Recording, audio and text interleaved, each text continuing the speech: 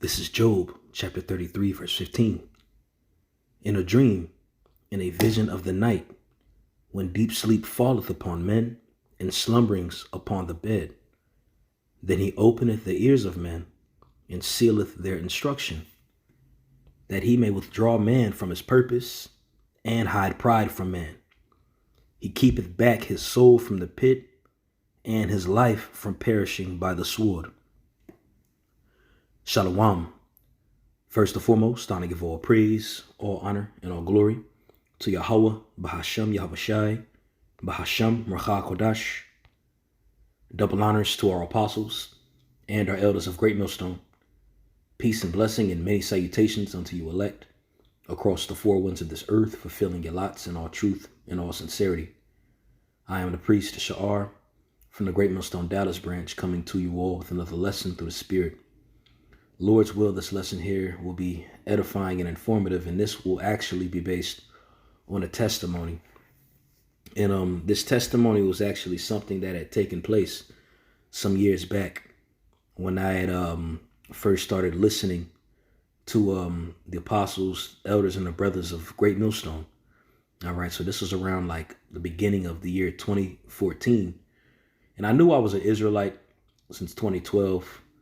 But it took me about 2 years to set my foot down and actually start going to camp. And we all have our testimonies, so more so this can act as a testimony of what sealed the deal of me believing in the doctrine of the apostles. All right. And also just as a faith booster. All right. Because with this testimony, this was concrete evidence, what I believe through the Spirit back then. All right, back then, this was the concrete evidence that the Spirit wanted me to perceive to make that next step into coming to the camp and watching the brothers. All right, and the reason why I started off in Job chapter 33, verse 15, is going into how we are spoken of to the angels when we're sleeping. All right, the Lord sends commandments unto the angels to speak unto us. All right, that's why we mentioned deja vu. There's really no such thing as deja vu. Whenever you have deja vu or such, really, you're having that glimpse of a moment when you're remembering what was spoken unto you. That's at least what I believe, But nevertheless, I'm going to go into the testimony, and it was based on a dream that I had back in 2014. And I never had really done a lesson on it, but the Spirit has been poking me these past few days to talk about this. All right, because we are here at the very end, and what we're a part of is definitely, without a doubt, the truth. And as I stated earlier, this right here was just enough that I needed to put everything down, and go to the camp and listen. So it started off in 2014, and I was staying with one of my friends. This is around the time period where I really didn't have nowhere to live. So I was going house to house, sleeping on different couches and such. And one of my partners, Issacharite, who actually knew he was an Israelite, he doesn't listen, or I don't know if he listens or not no more. But I had ended up finding out I was an Israelite some years prior. But the same source that I found that I was an Israelite from, he found out the same source. So since 2012 and such, me and this Issacharite that I was cool with knew that we were Israelites. We would greet each other with shalom and all that, but we were still going off, But anyway, I'd hit him up, he had told me he was going to end up coming through because, the person that I stayed with, he was a mutual friend of both of ours. That's actually how I met the Issacharite brother. I'm not going to say his name and all that for obvious reasons. But he had hit me up and told me he was going to come through and told me he was going to bring some notes, and I was hype. I'm like, hey, thank you, bro. This is before I understood the Tawadas and such. So I said, hey, appreciate that, bro. So he ended up coming through and ended up letting me hold his notebook. That way I could transfer his notes, his precepts into my sword. And him and the mutual friend of ours was back there in the room recording. They was involved in rap and such, while I was in the living room doing some studying. So I ended up studying for about an hour or so, recording those precepts and putting them in my sword, putting them and transferring his notes to my notes. And pretty much I ended up falling asleep. While I was studying. And when I ended up falling asleep, I ended up having a dream. And in this dream, I can't remember. I can't really tell you today what was said. I don't remember. Even when I woke up, I didn't remember. But at that moment, when I was asleep, it's like I didn't see anything. I didn't hear anything. It's like how when you close your eyes and, it's just you don't see anything. But let's say, for example, you close your eyes and somebody's talking to you. You can't see that person, but you hear it. And that's how it was in that dream. My eyes was closed. I didn't see anything. And all I could do was hear words that was spoken unto me. And again, I wish I could remember the words that was said. Maybe the Spirit will have me remember it sometime in the near future. Maybe it's not meant for me to understand and perceive the words at that moment. But while I was dreaming, I knew what was being said to me. It's kind of weird. And the words that was spoken unto me were knowledge. They were scriptures. All right. It was wisdom that was being poured unto me. You know what I'm saying? Like at that moment, I just knew that this was divine intervention, while I was dreaming. And at that moment, I knew I was dreaming. I knew I was in a dream, kind of like a trance, so to speak. Because again, I can't really say I was dreaming because in dreams you envision things and you see things. But literally, my eyes were just closed, and I heard words that were spoken unto me, but I was asleep. And again, as I stated, those words, it was just wisdom and knowledge being poured into me. Very eloquent speaking, and it was a man's voice. It was a man's voice, a very unfamiliar man's voice. Reason why I say unfamiliar, because, it wasn't my friends that I was with. It wasn't my two friends that was over there. That's why I say unfamiliar, And when I woke up, I was very excited and I was trying to remember the words that was said, but I couldn't remember. But I was very excited. And I had to get up early to go to work. This is when I worked at Journeys. I was the store manager of Journeys around this time. Matter of fact, this was actually, it might have been the end of 2013, actually. Now that I'm thinking about it, this is around the end of 2013. So I ended up going to work and I was very excited. It was fresh on my mind. This is around the time where I had already cut my hair off. I had dreadlocks before this.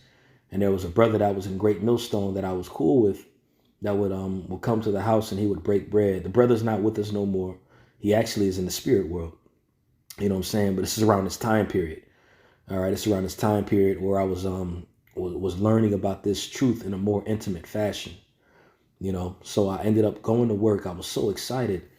And usually the first person that I tell things to whenever it's a dream or a situation was my brother Tazama, who's in the camp with me right now. So I ended up opening the store. I ended up getting my daily duties, my workly duties taken care of, and it got to the point where I went into the back room and I went to call my brother, Tazama, and I was excited. I couldn't stop thinking about it all day because I believe that the Lord spoke to me by sending a messenger unto me and talking to me and supping with me. So I was very excited about it and I couldn't wait to tell this brother. So I ended up calling him. And he answered. I'm like, hey, shalom, bro. He was like, hey, shalom, bro. I was like, hey, man, bro, I got something so exciting, bro. Check this out. And he told me, bro, it's crazy. I was just getting ready to call you about something that happened to me last night when I was dreaming. And this is to Tazama. So I was like, oh, snap, word. He was like, yeah. So I'm like, oh, man, go ahead, bro. So I was letting him go. That way I was going to tell him what I had experienced after he gave me his testimony. So he was like, Khan, he said, okay, again, this is before the whole cons and everything. This is before we understood all this, It's around the time we would say ox. If it's multiple brothers, we wouldn't say Akyam or Akawath. We would say ox to show you how green that we were. But going back to the story, so he ended up telling me the testimony of his dream that prior night. And he was like, yeah, bro, so check this out. I was asleep, but it's like I wasn't asleep, but I was asleep. And there was words that was spoken unto me. I was like, you don't remember the words that was spoken to you right now, don't you? He was like, no, I don't remember it. I was like, interesting. He was like, yeah, bro, but it was black in the background. Like my eyes was closed. I couldn't see anything, but I could hear these words that was spoken unto me. And I don't know who it was, but bro, that was crazy. I wanted to call you and tell you about that. And I was like, the crazy part, bro? I was calling you to tell you the exact same thing that happened to me. That brother and myself had the same exact vision at the same exact time, and was thinking about each other at the same exact time to call each other to tell us about the same exact vision that we had. And again, I wish I could remember the words that were spoken, but I knew that it was very eloquent wisdom from the scriptures, and I believe that it was an angel. I believe that it was an angel that spoke to me and my brother that night, you know, and what sealed the deal even more, that we had experienced it at the same time. It was at the same exact time. All right. And that moved us through the spirit to start coming out to camp, listening to the brothers, and it sealed the deal for us to understand and know that this is without a doubt the truth. All right. And Lord's willing, nothing that we experience, nothing sways us away from this knowledge, because every single last one of us have been blessed and equipped with more than enough for us to understand that this is the truth. Certain of us had received visions, certain of us see chariots, certain of us don't really see anything with bodily eyes. But through the Spirit, we have been given more than enough understanding to know that this is the truth. All right. And no matter what takes place, no matter what happens, even as the Apostle Paul mentions in Romans, the 8th chapter, going into all the things that happen to you, tribulation, famine, perilous times, whatever the case is, shouldn't any of those things sway us away from the love of Yahweh Shai? Because I'm going to say it a third time, we've been granted with more than enough to be sustained, to know that what we're involved in is without a doubt the truth. And when that account happened with me and my brother, that moved us to start coming to the camp and watching, and it's beautiful times that we're in. And I'm more than grateful to have this knowledge, to be blessed with this information, all right, that's been given from us, starting with the apostles went down, to understand what's happening right now and what's going to befall us later on, because that moment saved our life. That moment saved our life. And that's why I read Job 33, going into in a dream and a vision of the night, he speaks with us. And I ended that precept off going into verse 18, where it says, he keepeth back his soul from the pit and his life from perishing by the sword. All right. And that was the account that happened to make us make that decision, to make us completely make that decision to start coming out to camp. Okay. So I'm going to end it off there. I didn't intend on making this lesson too long. Lord's willing, this was edifying and to the point. But I want to give all praise, honor, and glory to Yahweh, Ba'ashem Yahweh Shai, Ba'ashem Rakakwadash. Double honors to our apostles and our elders of Great Millstone. Peace, blessing, and many salutations unto you elect across the four winds of this earth, fulfilling your lots in all truth and all sincerity. Keep fighting. Keep the commandments. Love is the key.